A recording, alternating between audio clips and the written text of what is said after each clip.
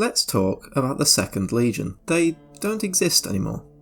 Of the original 20 legions created during the first founding, there are 2 that have been purged from Imperial record, to the point that even insinuating you knew they existed at all can result in a quick meeting with the nearest commissar. The Second Legion is one of these, and as such, there really isn't much information to go off of when it comes to them. With that being said, in this video I will run through a couple of ideas for what could have happened to them, as well as going over what I personally think happened. It's not like I'm in danger of being proven wrong.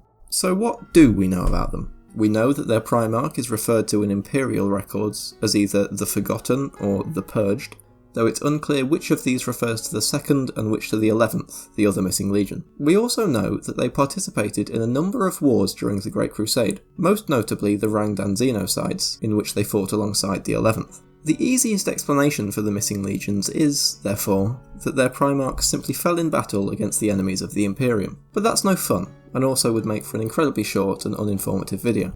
Before we go any further, it would be remiss of me not to mention the actual, real-life, meta-contextual reason that there are 2 missing legions, which unusually for this subject has a clear and straightforward explanation. See, one of the reasons that Warhammer as a hobby is so successful and popular is because of the creative freedom that you're given when it comes to your army. You aren't locked to having to paint your faction in one particular way to remain lore accurate. Want to paint your Space Marines red? You've got Blood Angels, or any number of red successor chapters. Want to paint your spiky Space Marines red? Boom, World Eaters or Word Bearers. Having 2 of the original legions and primarchs be lost allows for players to make their own backstories and quirks for their Space Marines, having them descend from one of these lost lineages and still having them be lore accurate, as who is going to prove them wrong? We don't know anything about the lost legions. However, while this works really well for the hobby side, it does make things a bit weird on the lore side, and makes videos like this incredibly difficult to script in a coherent manner. There are multiple moments in the lore when primarchs, or Space Marines, will remember or even miss their lost comrades,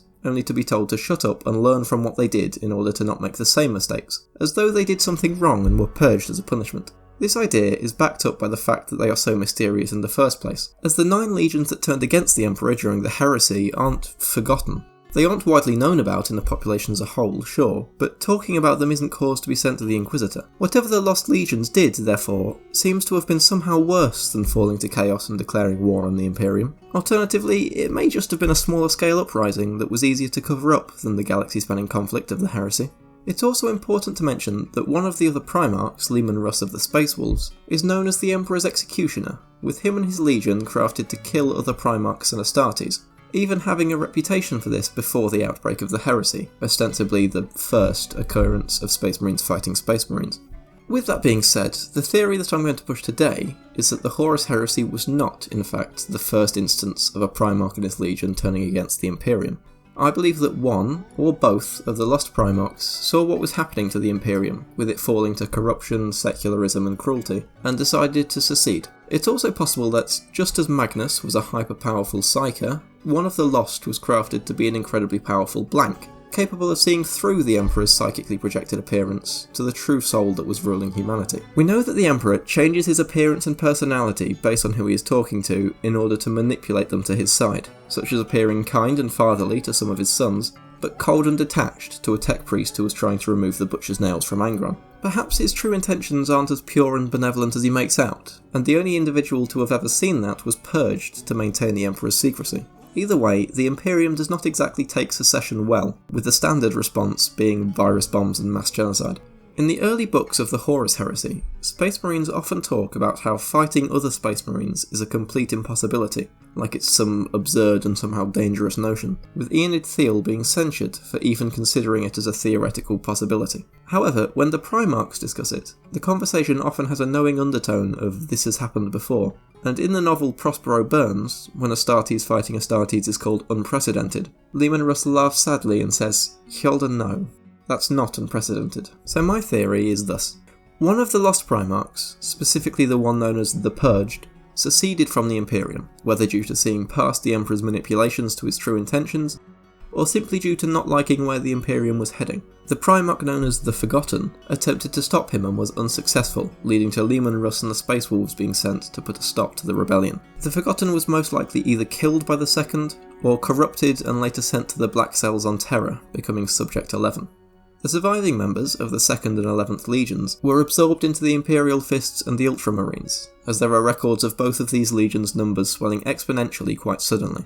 The records of this conflict, as well as of the 2 primarchs who fell during it, are either destroyed or sealed away, with the survivors of the conflict either having their memories wiped or being sworn to secrecy, as the idea that one of the Emperor's sons could turn traitor or even be killed would have been a severe blow both to the Imperium's credibility and appearance of being undefeatable at that time.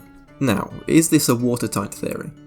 Absolutely not, and I'm sure people will point out contradictions and plot holes with it in the comments, which, by the way, I absolutely encourage. I open these videos with the phrase "let's talk about" very intentionally. I make them as a way to express my interest in this hobby and have a discussion about fun pieces of lore. However, I do think that this theory is plausible enough for me to believe it, and it's a lot more fun than the, admittedly much more likely, explanation that they fell during the Rangdan Xenocides, which will almost certainly get their own video, probably when I talk about the 11th Legion. And I also just wanted to propose a different idea that doesn't seem to get talked about as much, and that I think is a bit more narratively interesting than just mind control aliens did it. And at the end of the day, as I said earlier, who's going to prove me wrong? Not Games Workshop, that's for sure. They haven't explained what happened for the past 40 years, they're not about to start now.